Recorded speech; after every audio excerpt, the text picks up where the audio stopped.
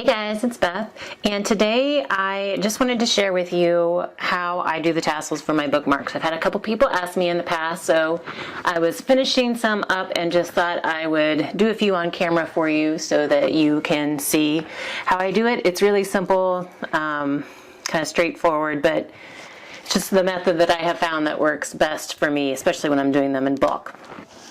So I have a bunch of bookmarks that I had finished up this week. These were ones that some of the finished from paper left from some of the finish it up projects that I've worked on in June, and realized I finally needed to get the bookmarks actually made.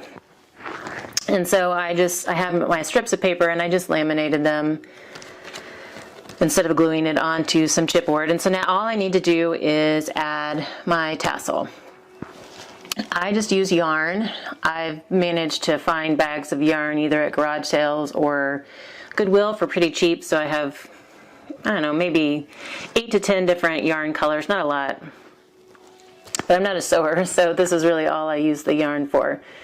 But basically I have just a strip of yarn, and when I'm first starting, like, I will just take the yarn and kind of loop it or fold it over until I get 4 different layers here.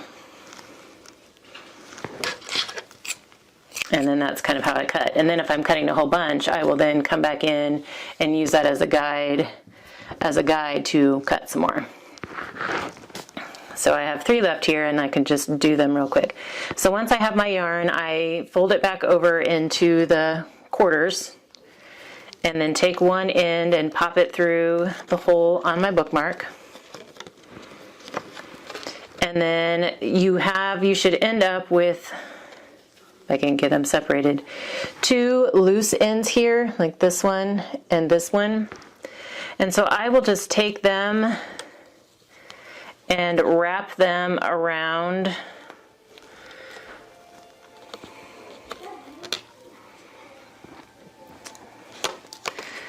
the whole wad here, for lack of a better word, and then tie it off.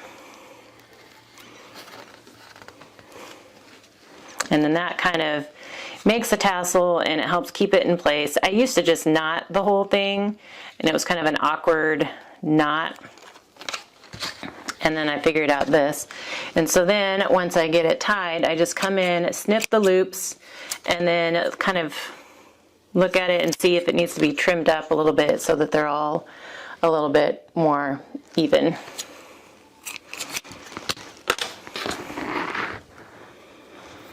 You could use ribbon, you could use embroidery floss for this. I have a lot of embroidery floss too, but yarn is just, I think it's what I started with, and so it's just what I've gotten in the habit of using.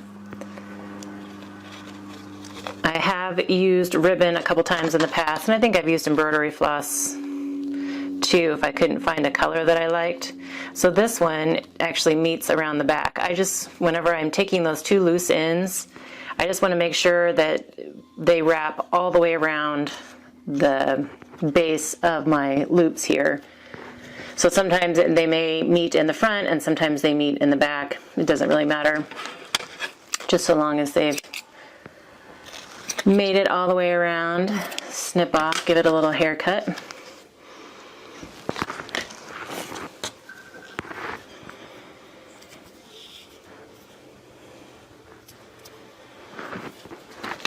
And then my last one here.